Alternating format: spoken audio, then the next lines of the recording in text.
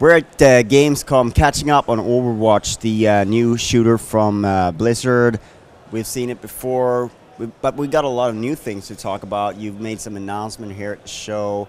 First of all, let's talk about Lúcio, the new character. I think is something a little bit out of left field, as you'd expect from this game, because, you know, what else would you expect from this game? Can you tell us a little bit of who he is? Absolutely. Lúcio is a support character. He actually moves around on skates, so he's really fast. He has a couple songs that he can play, a heal song and a speed song, and he can switch between those at any time. So if his team needs healing, he can switch to the heal song. If he wants to move everybody a little bit faster, switch to the speed song. He has an ability called Amp It Up, which enhances either the speed song or the heal song. He's got a Sonic Barrier Ultimate, which is basically an extra pool of survivable health for his entire team for a few seconds. So he's really fun. You can play him as support. You can play him as a skirmisher. I think players are going to do really wild things. And the craziest thing is you can do wall grinds with him. So what are your thoughts on Lúcio? Yeah, I think he's really cool from a character perspective. If you think back to the cinematic for Overwatch, Tracer has this great line, "The world could use more heroes." And I think that Lúcio really exemplifies this. You know, he's this guy who, he doesn't have, you know, like superpowers. He's not like a genetically engineered gorilla. He's, you know, sort of normal guy who decides that, you know, he's inspired to change the world, and he feels like there's wrongs that need to be righted, and so he takes it upon himself to take up the mantle of heroism. And the other thing I love about him is that he's this like bright, exuberant character, which sort of fits, you know, what we're going with this universe, which is a bright, optimistic future. And I think he's just like, he's enthusiastic, and he's, you know, exciting and fresh, and so I think he's awesome. Another interesting aspect is that, and you touched on that, is sort of his traversing skills and sort of his support role sort of makes for a kind of interesting gameplay there, where you're sort of able to really sort of cover the whole team and run around and do things in different areas, and sort of always be sort of on the move, and perhaps not being then as vulnerable either as a support, because you got that speed as well. Yeah, you're absolutely right. It's great that you bring up his lack of vulnerability, because he moves so fast, he's really difficult for people to kill. When we were making Overwatch, we had these ideas for these crazy, over-the-top movement abilities. You know, we started designing heroes like Tracer, Pharah. Recently, we introduced Soldier 76 with his sprint ability. And you start to think about the support heroes and think, well, how are they going to keep up with these guys? How can they do their job unless they have fun movement abilities as well? The other thing that we're doing is designing cool little tricks into the map and shortcuts in the map that they can take. So there's a couple in Volskaya Industries that we're excited to see if some of the players down on the show floor discover this weekend some shortcuts that Lúcio can take if you get really good at wall grinding. So you're keeping an eye on the people trying the game then. Yeah. So you mentioned Soldier 76, and I think he's come along since we last talked about the game. Can you tell us a little bit about Soldier 76 as well? Well, Soldier 76 is actually a really interesting character. As far as I can talk about his story, he's this really central character to the universe, because he's sort of seen the entire history of the Overwatch organization and the, you know, recent backstory play out, and he has a very specific opinion on it. So I think through that you can get a lot of the story, and it's really interesting. And in terms of sort of what kind of role he fits and what he adds to the gameplay? We tried to design Soldier 76 because his backstory is he was once the leader of Overwatch. He was this guy, Jack Morrison, who's kind of fallen from grace, but he had that leadership aspect to him. So we tried to design him as a very offensive leader type. So he has a very straightforward gun, which is his assault rifle. It has a Helix rocket alternate fire that he can shoot with that. He has an interesting ability where he can throw down a healing beacon at his feet. And that not only heals him, but his teammates. So that was something that we did to try to get that leadership team aspect in. And we gave him a sprint ability for mobility.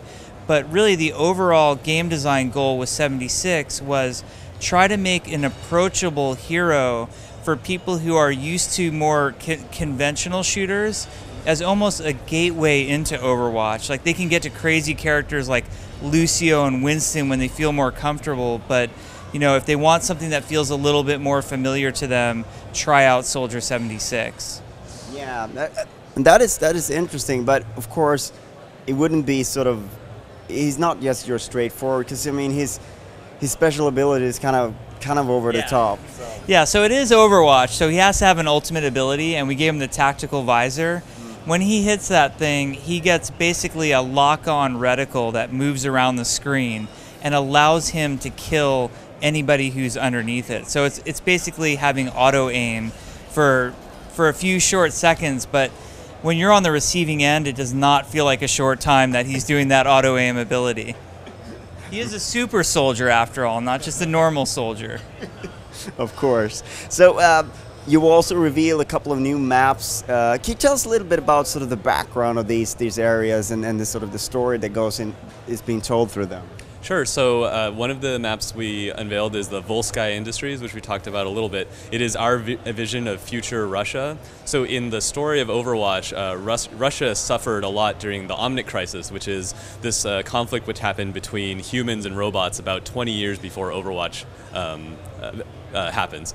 And so during that time, you know, Russia sustained heavy damage through this fighting, and they've rebuilt. And because of that, they're extremely paranoid and against these sort of sentient robots called Omnics. Because of that, you can see they're building these giant human-piloted mechs, because you know they don't fight the robots with, you know, AI or something, because they believe in, you know, humanity and the what humans can do. And so this map is really about exploring this factory in which they're creating these mechs, and also a little view into what our future Russia looks like. For the other map, Numbani, so they have a very different reaction to robots. Actually, really the polar opposite. Their humans and Omnics get together, and they live in peace and harmony, and they see each other as equals. They have equal rights, and because of that, they've been able to build one of the most technologically advanced cities in the world, Numbani. And in the map, you can kind of see this amazing first world nation or nation state with these great skyscrapers, and yeah, it's our vision of Africa. Very interesting, but you know, obviously, you also have a plan for sort of what you want each map to bring out in terms of sort of tactics and gameplay and what you envision for them. So, how does these two maps compare to what's already out there? So in some ways, there's some similarities between the maps. For instance, Volskaya Industries is an attack-defend map, which is similar to Temple of Anubis and Hanamura, which we've introduced in the past. And I would say, from a gameplay standpoint, Numbani is most similar to King's Row, which is the map that takes place in a futuristic part of London, where the first point is an attack-defend point, and the second point is escorting a payload. Now, we're experimenting with some other things in these maps as well. For example, in both maps, we have areas where you can knock other players out of the map, and they'll sort of fall to their death if they get knocked to the maps. That sounds really scary for a lot of people, but keep in mind there's these wild, over-the-top movement abilities that a lot of people have. So Tracer, if she gets knocked out, she's just going to recall back and she'll be okay. We also kind of tempt the player by having shortcuts exist on these sides of the maps where you can kind of get out and try to explore and maybe flank the enemy, get around a choke point or something like that. In Volskaya Industries, we're also, for the first time, introducing moving platforms into the map. They move pretty quickly, and one of the moving platforms actually moves onto the enemy defending team control point. So we've seen some really fun moments happen, either the defending team, Torbjorn, building a turret on that moving platform and having that fly around and kill people who are, where did that come from? I thought a turret's placed in one place. We've seen offensive bastions mount onto the moving platform and then fly into the control point and actually wipe out the defending team. And then there are uses that we never even really thought of when we introduced the platforms. McCree, with his ultimate, which is Deadeye, he has very limited movement ability. And in one of our playtests, we saw a player as McCree, do his ultimate, then get onto the platform and fly in and kill the entire enemy team. So we think it adds a very dynamic sense of gameplay and really enhances the abilities that are already there on the heroes. It really seems to emphasize skill play, and I guess that's also one of the pillars of the overall game design here. Our goal is not just to emphasize skill play, but to have a broad range in the game. So wherever we have things that highly skilled players can go out of their way to show their skill even more, we want to make sure that there are also ways for things to be more approachable. So the example I gave you of a Bastion coming in on the moving platform, Bastion overall is a pretty low skill character. He's not that difficult to play. He's very straightforward and easy to understand, but he lacks mobility. So some players who are more attracted to Bastion don't normally get to move around. So I think that's an example where, Deadeye is an example of a high skill player taking advantage of the platforms. And I think Bastion is an example of a more low skill player being able to benefit from something new as well. And also adds sort of interesting layers of team tactics, communicating, someone's using the platform to sort of do something while others may sort of take a different route and maybe sort of while the other team is distracted and things like that. Yeah, absolutely. Your level of awareness completely changes on Volskaya Industries. Not only do you have these moving platforms and you never know who's coming in on them, but you also have all sorts of shortcuts where people can, fly, wall grind, blink around that frozen river. So what you think is safe or what you thought is safe is not always safe. So it really mandates a high level of team communication. So in terms of being here at Gamescom, seeing players interact with it, players who may not have any previous knowledge or a lot of knowledge, what sort of feedback have you been gathering? What have you been seeing here?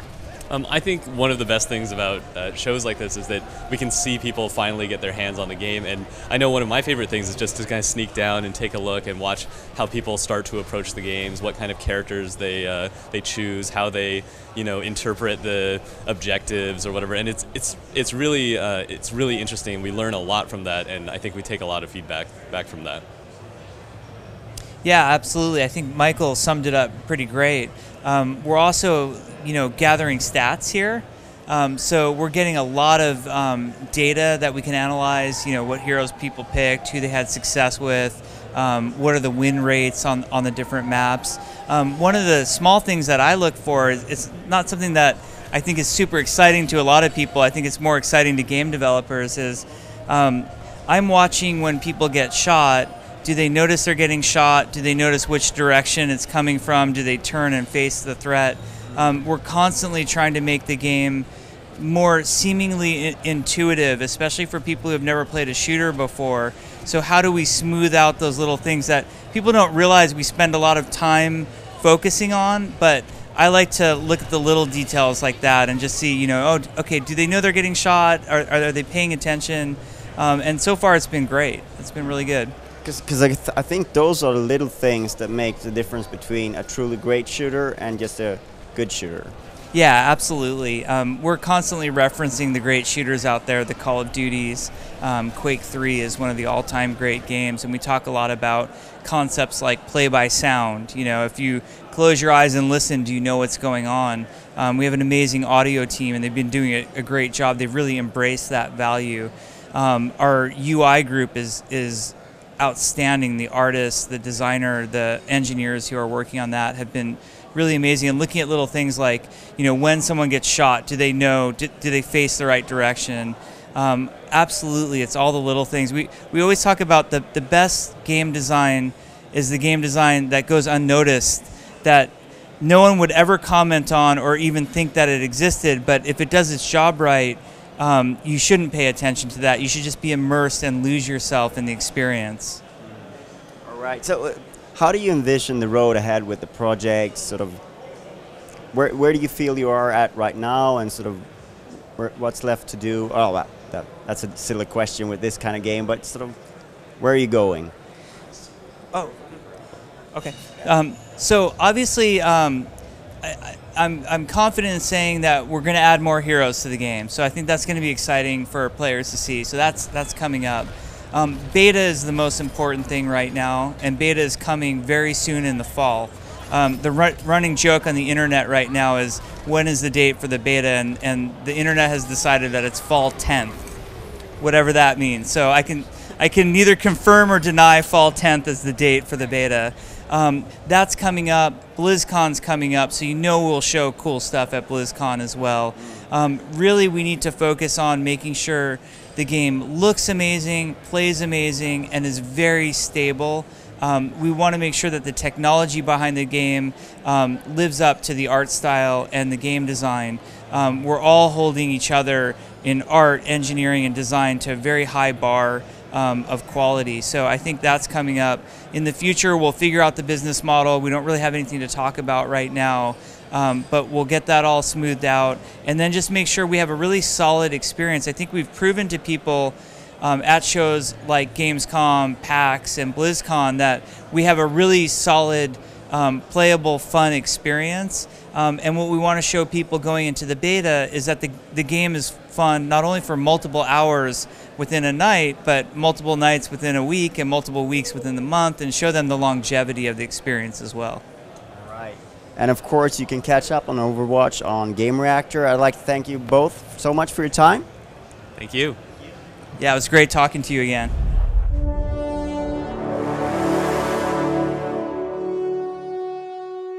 Oh, turn it up.